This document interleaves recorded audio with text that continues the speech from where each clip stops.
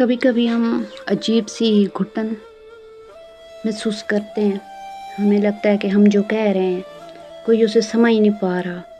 ہم اپنوں کے درمیان ہو کر بھی خود کو اجنبی محسوس کرنے لگتے ہیں.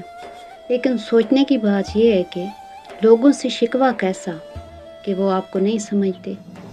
حقیقت تو یہ ہے کہ ہر انسان کی روح کا اپنا ہی سفر ہے، ایک الگ سفر. آپ جس مقام پر کھڑے ہیں ضروری نہیں کہ دوسرے کی نظر بھی وہاں تک پہنچ سکے. جب آپ کا رب آپ کو کسی خاص مصلحت کے لیے چن لیتا ہے تو وہ آپ کی باتوں میں وہ گہرائی پیدا کر دیتا ہے جو عام فہم نہیں ہوتی. آپ کا دوسروں سے الگ ہونا کوئی خامی نہیں بلکہ اس بات کی دلیل ہے کہ آپ کا معاملہ اب بندوں کے دربار سے نکل کر براہ راست خالق کے دربار میں پہنچ چکا ہے. یاد رکھیں، جب کوئی آپ کا دکھ یا آپ کی تڑپ نہ سمجھے تو وہ دراصل خاموشی کا ایک اشارہ ہوتا ہے. وہ رب چاہتا ہے کہ آپ اپنی باتیں لوگوں کے سامنے بکھیرنے کی بجائے صرف اس کے سامنے بیان کریں جس دل میں اللہ کے ذکر کی شمع جلتی ہو. اسے دنیا کی تائید کی ضرورت نہیں رہتی.